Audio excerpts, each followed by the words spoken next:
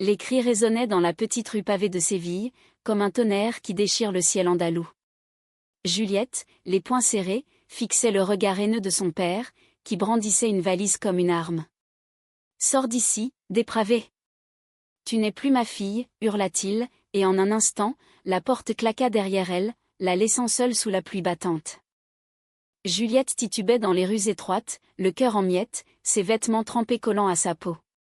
À 20 ans, elle n'avait rien d'autre que ses rêves brisés et le souvenir brûlant des lèvres d'Émilie sur les siennes. Comment un amour si pur pouvait-il être puni ainsi? Elle se rappelait leur premier baiser, caché dans les jardins de l'Alcazar, où les orangers embaumaient l'air d'une douceur interdite. Émilie, avec ses yeux bleus comme la Méditerranée, avait murmuré « Je t'aime, Juliette », contre vent et marée.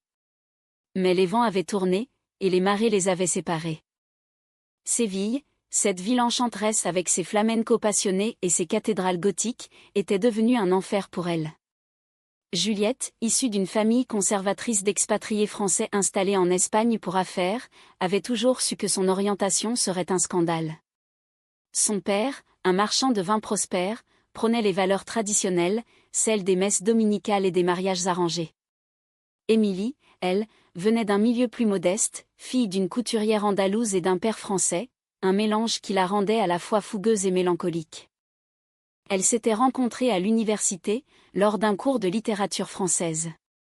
Juliette, studieuse et réservée, avait été captivée par le rire franc d'Émilie, qui citait Baudelaire avec une passion contagieuse. Leur discussion s'était prolongée dans les cafés ombragés, où le café qu'on léchait se mêlait à des confessions intimes.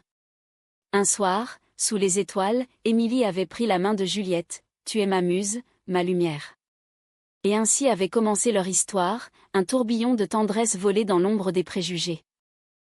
Mais le secret n'avait pas tenu. Un ami jaloux, peut-être, ou une voisine curieuse, avait murmuré des rumeurs. Le père de Juliette avait fouillé sa chambre, trouvé des lettres enflammées. La confrontation avait été violente, des mots comme des coups de poignard, « Tu nous déshonores ». Émilie, alertée, avait accouru, mais trop tard. Juliette était déjà à la rue, sans un sou, sans un refuge. Elle erra cette nuit-là, dormant sur un banc du parc de Maria Luisa, enveloppée dans son manteau mouillé. Les fontaines murmuraient des secrets anciens, mais Juliette n'entendait que les sanglots étouffés dans sa poitrine. Au matin, elle décida de partir. Paris l'appelait, la ville des lumières où l'amour, peut-être, pouvait s'épanouir librement. Elle vendit son collier de famille pour un billet de train, laissant derrière elle Émilie, qui pleurait au téléphone, « Ne m'abandonne pas, je t'en prie. » 20 ans plus tard, Juliette revenait à Séville, transformée. À 40 ans, elle était devenue une femme d'affaires impitoyable, dirigeante d'une multinationale du vin qui avait racheté l'entreprise familiale. Ses cheveux bruns coupés courts encadraient un visage marqué par les épreuves, mais illuminé par une détermination farouche. Elle descendit de l'avion, le soleil andalou caressant sa peau, et un chauffeur l'attendit avec une limousine noire. La ville n'avait pas changé, les tapas-bars animés, les guitares flamencas, les processions religieuses. Mais Juliette, elle, portait les cicatrices invisibles. À Paris, elle avait gravi les échelons, étudiant le commerce, se forgeant une armure contre le monde. Elle avait aimé d'autres femmes, brièvement, mais aucune n'avait effacé Émilie. Les nuits solitaires, elle repensait à leurs promenades le long du Guadalquivir, à leurs rires partagés. Maintenant, elle était là pour une raison précise, racheter les vignobles de son père, ruiné par de mauvaises affaires. Il l'avait contactée, suppliant, ignorant peut-être qui elle était devenue. Juliette accepta le rendez-vous, le cœur battant. En entrant dans la vieille maison familiale, les souvenirs l'assaillirent comme une vague. Son père, vieilli, ridé, la regarda avec stupeur. « Juliette ? C'est toi ? » ?»« Oui, père. Et maintenant, c'est moi qui dicte les règles. » Sa voix était froide, mais dedans bouillonnait une tempête d'émotions. Ils négocièrent, et elle imposa ses conditions, reprenant tout, la maison, les vignes, l'héritage. Mais ce n'était pas la vengeance qui la motivait, c'était la rédemption. Ce soir-là, errant dans les rues, elle se dirigea vers l'ancien quartier d'Émilie. Le cœur serré, elle frappa à la porte d'une petite maison blanchie à la chaux. Une femme ouvrit, et le temps s'arrêta.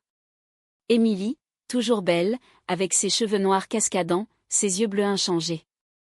Juliette? Mon Dieu! Elles s'embrassèrent sur le seuil, des larmes coulant librement. 20 ans de séparation effacés en un instant. Émilie raconta sa vie, mariée par pression, divorcée, élevant seule une fille. Juliette parla de ses succès, de sa solitude. « Je n'ai jamais cessé de t'aimer », murmura Émilie. Mais le passé n'était pas si facilement enterré. Juliette apprit que son père avait forcé Émilie à témoigner contre elle, la menaçant de ruine.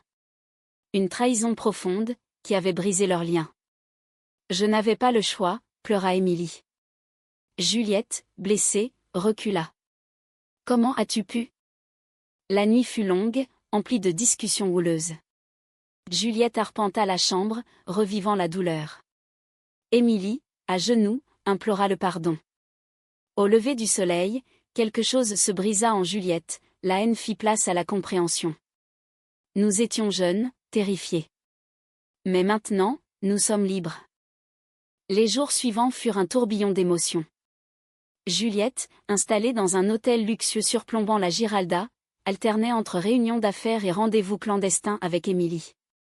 Elle se retrouvait dans des cafés discrets, où le parfum du jasmin se mêlait à leurs confidences. « Séville m'a volé mon innocence », confia Juliette, sirotant un verre de sherry. Émilie posa sa main sur la sienne, « Et moi, elle m'a volé toi. » Leur amour renaissait, timide au début, comme une fleur après l'hiver. Elles marchaient main dans la main le long des rives du fleuve, ignorant les regards curieux. Juliette, avec son assurance parisienne, défiait le monde. Émilie, ancrée dans ses racines andalouses, apportait une douceur apaisante. Mais les ombres du passé planaient.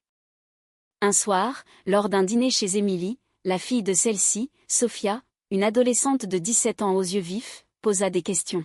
« Qui est cette dame, maman ?» Émilie hésita, puis avoua, « C'est l'amour de ma vie, ma chérie. » Sophia, élevée dans une ère plus tolérante, sourit, « Cool. Tant que tu es heureuse. » Juliette sentit une chaleur inattendue, peut-être que le monde avait changé. Pourtant, la trahison d'Émilie pesait encore. Juliette fouilla dans de vieux papiers, découvrant des lettres que son père avait forcé Émilie à écrire, la dépeignant comme une influence néfaste. « Il m'a menacé de détruire ma famille », expliqua Émilie, les yeux baissés. Juliette, enragée, confronta son père une nouvelle fois. « Vous avez ruiné nos vies », cria-t-elle. Le vieil homme, affaibli, murmura, « J'ai eu tort. Pardonne-moi. » Cette révélation déclencha une crise. Juliette, submergée, s'enfuit dans la nuit sévillane, se réfugiant dans les jardins de l'Alcazar. Là, sous les mêmes orangers qu'autrefois, elle pleura. Émilie la trouva, et elles s'assirent ensemble, parlant jusqu'à l'aube. « Le pardon n'est pas facile, mais il est nécessaire, » dit Émilie. Juliette hocha la tête, sentant les chaînes du ressentiment se briser. Bientôt, leur relation s'approfondit. Des baisers volés devinrent des étreintes passionnées, redécouvrant les corps changés par le temps. Juliette, avec ses cicatrices émotionnelles, trouva en Émilie un baume. Elle parlait de l'avenir, Juliette proposa à Émilie de venir à Paris, de recommencer. « Et Sophia ?» demanda Émilie. « Elle viendra avec nous. Nous serons une famille. » Mais le destin en décida autrement. Lors d'une fête flamenca, où les guitares vibraient et les danseuses tourbillonnaient, un ancien ami de Juliette réapparut. Carlos, celui qui avait peut-être lancé les rumeurs autrefois, approcha avec un sourire faux. Juliette, la grande patronne. Il révéla, ivre, qu'il avait été payé par le père pour espionner. Une nouvelle trahison, qui raviva les flammes. Émilie, furieuse, défendit Juliette, « Laisse-nous tranquilles. » Mais Carlos, vindicatif, menaça de révéler tout à la presse locale, ruinant la réputation de Juliette en Espagne. « Vous êtes des monstres » hurla-t-il, rappelant les vieux préjugés. Juliette, stoïque, affronta la tempête. Elle organisa une conférence de presse, annonçant publiquement son orientation et son rachat de l'entreprise. « J'ai été chassée pour qui j'aime. Aujourd'hui, je reviens pour montrer que l'amour triomphe. » Les médias s'emballèrent, certains applaudissant, d'autres condamnant. Émilie se tint à ses côtés, main dans la main. Cette exposition publique apporta des alliés inattendus. Des associations LGBT locales contactèrent Juliette, la félicitant. Sophia, fière, posta sur les réseaux « Ma mère et sa compagne sont des héroïnes ». Mais aussi des ennemis, des lettres anonymes, des appels menaçants. Au milieu du chaos, leur lien se renforça. Une nuit, sous les étoiles, Émilie murmura « Je regrette chaque jour sans toi ». Juliette répondit « Et moi, je te pardonne. » Complètement. Elles firent l'amour avec une tendresse infinie, effaçant les années perdues. Pourtant, le climax approchait. Le père de Juliette, sur son lit de mort, demanda à la voir. « J'ai été aveugle, murmura-t-il. Émilie est une bonne femme. Sois heureuse. » Ces mots, un baume tardif, permirent à Juliette de clore ce chapitre. Avec la mort de son père, Juliette hérita non seulement des biens, mais d'une paix intérieure fragile. Elle décida de transformer l'entreprise familiale en un empire inclusif, promouvant des vins produits par des vignerons LGBT, un hommage à son parcours. Émilie, inspirée, quitta son emploi de couturière pour rejoindre l'aventure, apportant sa créativité aux étiquettes et aux événements. Séville, autrefois hostile, devint leur havre. Elles emménagèrent dans une villa surplombant les vignes, où les soirées étaient emplies de rires et de musique. Sophia s'épanouit, étudiant l'art, influencée par les deux femmes fortes. « Vous m'avez appris que l'amour n'a pas de frontières, dit-elle un jour. » Mais les conflits persistaient. Carlos, obsédé, lança une campagne de diffamation en ligne, accusant Juliette de corruption. Les ventes chutèrent, les employés murmurèrent. Émilie, loyale, défendit publiquement « Nous ne nous cacherons plus ». Juliette, stratège, contre-attaqua légalement, prouvant les mensonges. Cette bataille les unit plus que jamais. Lors d'une audience au tribunal, Émilie témoigna « Juliette est l'âme la plus pure que je connaisse. Notre amour est réel, et il survivra à tout. » Le juge, ému, trancha en leur faveur. Carlos fut condamné, et la victoire fut douce amère. Au-delà des épreuves, leur romance fleurit en moments intimes. Des pique-niques dans les oliveraies, des danses lentes au son du flamenco, des lettres d'amour échangées comme autrefois. Juliette, jadis brisée, trouva en Émilie une ancre.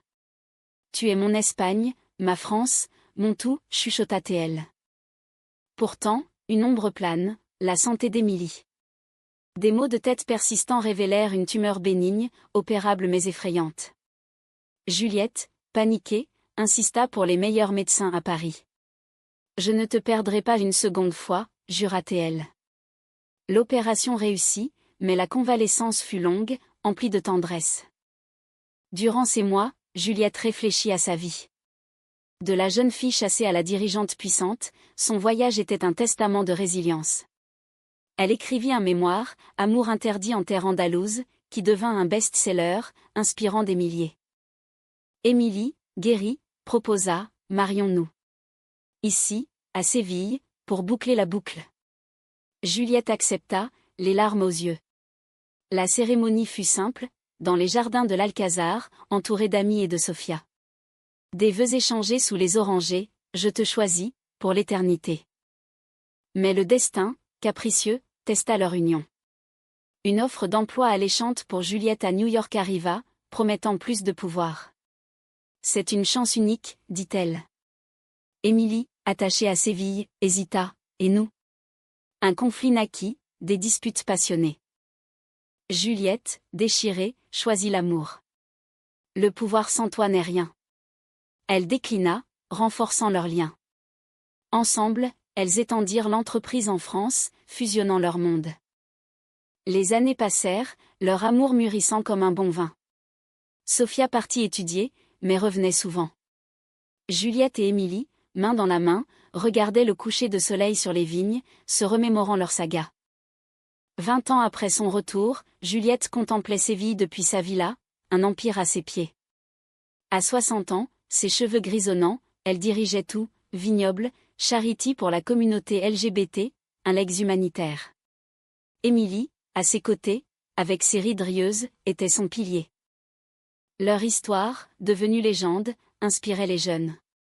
Des couples venaient les consulter, cherchant conseil. L'amour triomphe avec patience, disait-elle. Mais la vie n'était pas sans ombre, la perte d'amis, les défis économiques. Pourtant, leur lien perdurait, un phare dans la tempête. Un jour, Sophia annonça sa grossesse, « Vous serez grand-mère ». La joie inonda la maison. Juliette, émue, murmura à Émilie, « Notre famille grandit. » Malgré tout. Le climax final vint avec une reconnaissance nationale. Juliette reçut un prix pour son engagement humanitaire, dédié à Émilie. Sur scène, elle déclara « J'ai été chassée pour mon amour. Aujourd'hui, je dirige tout, grâce à elle. » Applaudissements, larmes. Mais la santé d'Émilie déclina à nouveau, un cancer cette fois. Juliette, dévastée, l'accompagna à chaque chimio, tenant sa main. « Batte-toi, mon amour. » Émilie, faible mais souriante, répondit « J'ai vécu pleinement, avec toi. » Les mois furent une danse entre espoir et désespoir.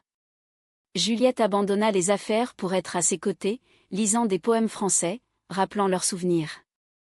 Une nuit, Émilie murmura « Promets-moi de continuer. D'aimer encore. » Elle s'en alla paisiblement, dans les bras de Juliette, sous les étoiles andalouses.